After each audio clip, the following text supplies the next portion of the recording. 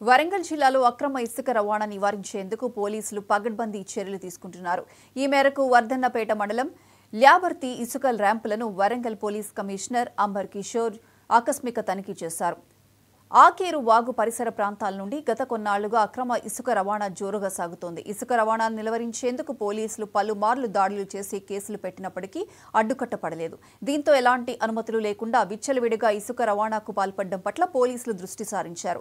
ఇకపై ఆకేరు వాగు పరిసర ప్రాంతాల నుండి ఎలాంటి అనుమతులు లేకుండా ఇసుక రవాణా చేస్తే కఠిన చర్యలు తప్పవని పోలీసులు హెచ్చరించారు. అదేవిధంగా అక్రమ ఇసుక రవాణాపై నిరంతరం పోలీసులు నిఘా ఉంటుందని సిపి స్పష్టం చేశారు.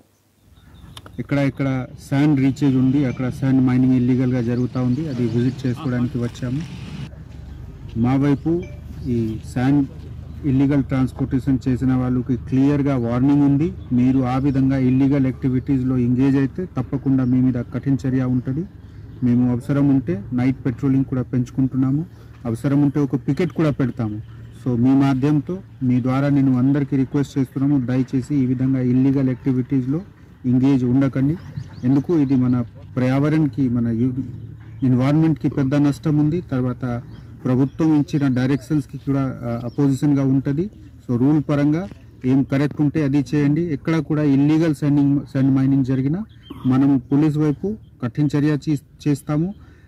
సివిల్ అడ్మినిస్ట్రేషన్ తర్వాత మైనింగ్ వాళ్ళతో కలిసి కూడా మనము ఈ ఆపుకోవడానికి సిద్ధంగా ఉన్నాం. వర్ధన్పేట్ పోలీస్ స్టేషన్లో ఇక్కడ శాండ్ రీచేజ్ ఉంది, అక్కడ శాండ్ మైనింగ్ ఇల్లీగల్గా జరుగుతూ ఉంది. అది విజిట్ చేసుకోవడానికి వచ్చాము. మా వైపు ఈ శాండ్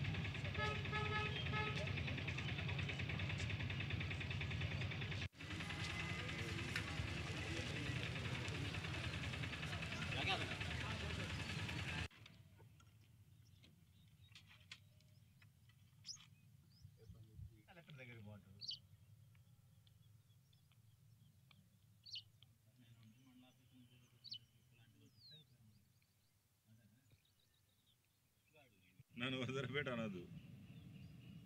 కొత్త పిల్ల అనాలా లేకపోతే ఇంకేదన్నా.